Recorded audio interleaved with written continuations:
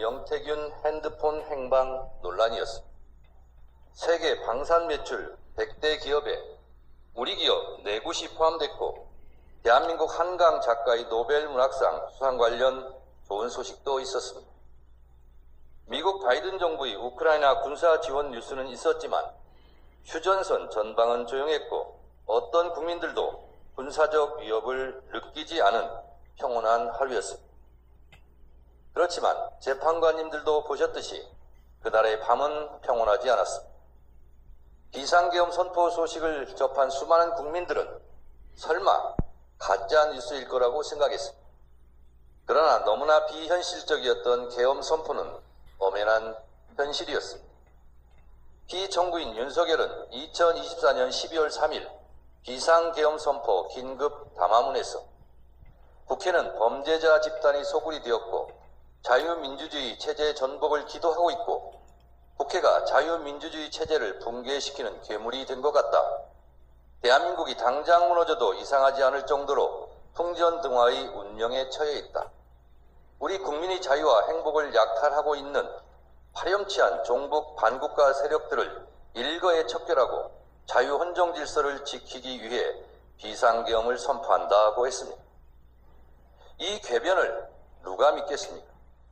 대한민국 국민들 누가 봐도 당장 무너져도 이상하지 않을 정도의 대한민국은 결코 아니었습니다. 피청구인 윤석열의 12월 3일 비상계엄 선포 이후 대한민국은 혼란에 빠졌고 대한민국 전체가 몸살을 앓고 있습니다. 12월 3일 내란의 밤부터 민주주의의 나라 대한민국의 국격은 실추되었고 경제의 적, 불확실성이 해소되지 않으면서 이 재판이라는 게 형사소송 절차에 준해서 하는 것이고 또 제가 지금 직무 정지된 상태이기 때문에 어떤 영향력도 행사할 수 없습니다.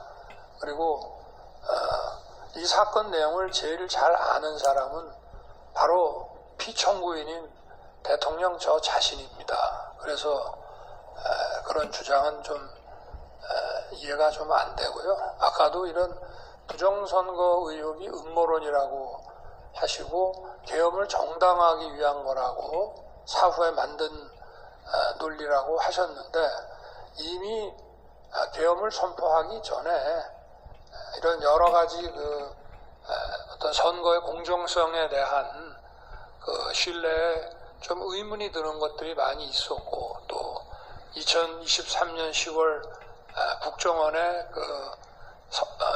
선관위 전산 장비의 아주 극히 일부를 점검한 결과 문제가 많이 있었기 때문에 부정선거 자체를 색출하라는 것이 아니라 선관위의 전산 시스템을 전반적으로 스크린할 수 있으면 해봐라. 어떤 장비들이 있고 어떤 시스템에 의해서 가동이 되는지 그런 것이기 때문에 저희가 무슨 선거가 전부 부정이어서 믿을 수 없다 하는 그런 음모론을 제기하는 것이 아니라 팩트를 확인하자는 그런 차원이었다는 점을 이해해 주시기 바랍니다. 네, 그러면 마치겠습니다. 네. 오늘 본인께서는 이진우 수방사령관, 네. 곽종근 특전사령관에게 계엄 선포 후 계엄 해제 결의를 위해 국회에 모인 국회의원들을 끌어내라고 지시한 적이 있으십니까? 없습니다. 네. 질문사항은 2개밖에 없습니다. 피청구인에게 진술 거부권을 고지해드립니다. 질문 전체에 대해서 또는 개개의 질문에 대해서 진술을 거부할 수 있습니다. 오늘 피청구인 신문이 예정돼 있지 않았던 상황으로 알고 있는데요. 제가 지난밤에 오늘 발언 기회를 줄 수 있느냐 협의할 때 분명히 말씀드렸습니다. 재판장께서 하시면 제가 2가지만 묻겠습니다. 상처를 입은 법치를 바로 세우기 위해서는 엄정한 수사와 제대로 된 처벌이 이뤄져야 합니다. 법원을 습격한 이들에게 소유죄 적용도 검토되고 있는데 얼마나 무거운 형을 받게 될지 법조팀 조혜연 기자와 따져보겠습니다. 자, 조 기자, 일단 공무집행 방해죄가 적용됐지만 소유죄를 포함한 죄명이 더 늘어날 수도 있는 거죠? 네, 경찰은 폭동 당시 영상을 분석하고 있는데요. 수사 과정에서 공무집행방해에 더해 특수 건조물 침입 그리고 공용물 파괴 혐의 등이 추가로 적용될 수 있습니다. 특히 경찰은 이 소요죄에 해당하는지도 검토하고 있습니다. 근데 그 소요죄는 길게는 징역 10년까지 처벌하는 범죄 아닙니까?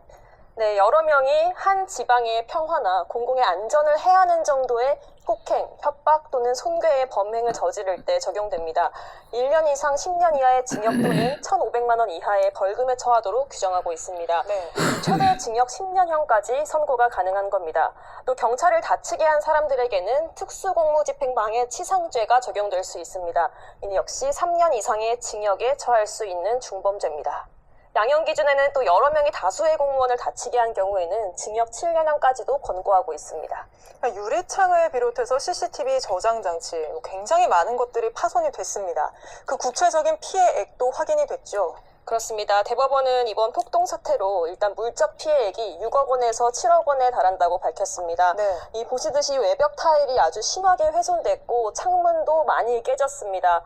또 관제실의 CCTV 저장 장치와 컴퓨터 모니터도 파손됐고요. 여기에 더해서 셔터와 출입 통제 시스템, 또 책상이나 이런 집기류 그리고 미술품까지도 파손된 것으로 파악됐습니다. 이 복구에 상당한 비용과 시간이 필요할 것으로 예상됩니다. 굉장히 많은 것들이 파손이 됐는데 그 비용은 이런 소식이 들어왔습니다. 예, 병원 진료 이유는 아직까지 확인이 되지 않고 있습니다. 오늘 직접 49일 만에 공식 석상에 나타난 윤 대통령 탄핵 심판을 마친 뒤에 진료차 병원을 찾았는데요. 국군지구병원이었고요. 진료 이유는 아직 확인되지 않았습니다. 4, 5년이 됐죠. 하지만 최근 들어서 더욱더 주목도가 좀 높아지는 것 같습니다. 1956년 3월 경상북도 의성에서 태어났습니다. 광운 전자고등학교를 졸업하고 대한신학교 또 안양대에서 신학대학원에서 석사를 마쳤습니다.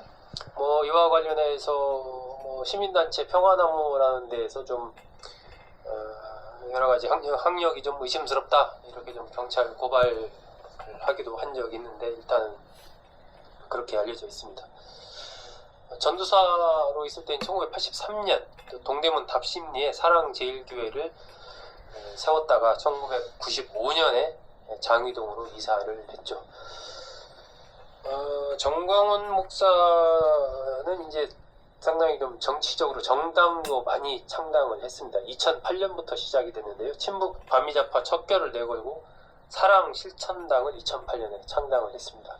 2012년에 기독자유민주당, 2016년에 기독자유당, 그리고 21대 때는 기독자유통일당, 이렇게 해서 정당들을 여러 개 새롭게 창당하고 정치적으로도 창당 전문가라고 할 수 있겠습니다. 이 정도 창당을 했습니다. 21대 총선 당시에 1.83%를 당시에 자유통일당이 득표를 했습니다. 22대 때는 이게 득표율이 좀 많이 올랐습니다. 2.26%.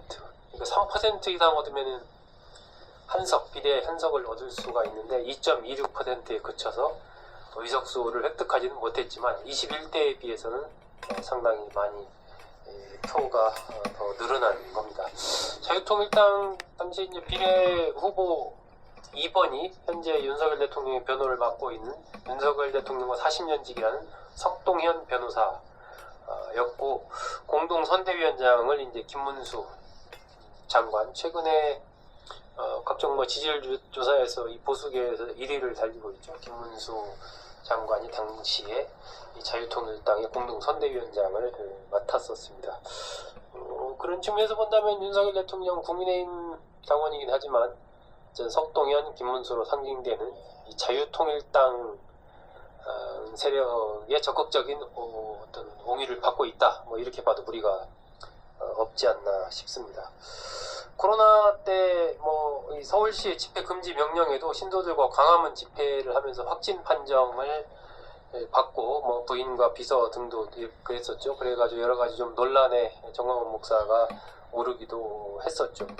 아마 그전에 이제 사랑제일교회 목사로 있었지만 조금 더 이게 사회 리더 그룹에 본격적으로 알려지기 시작한 것은 2018년에 개신교 보수계열 연합기구인 한기총 대표회장에 당선되면서부터가 아닌가 싶습니다.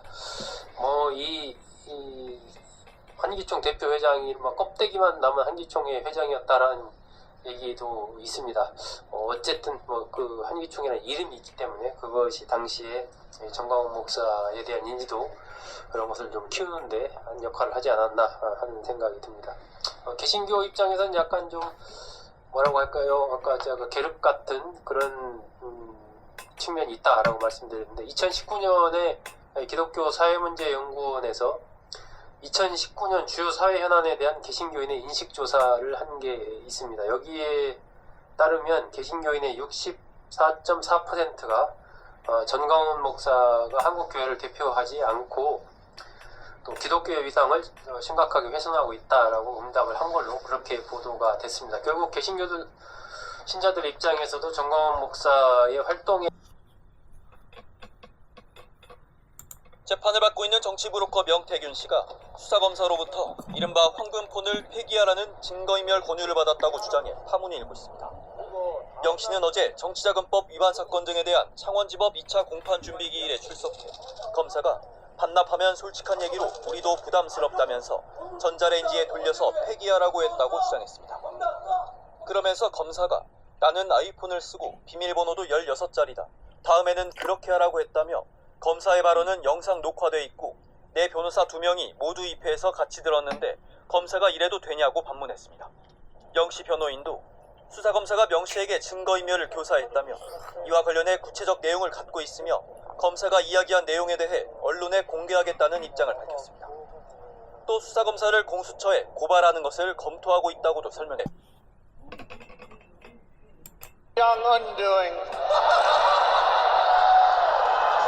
That's a good-looking group of people, isn't it?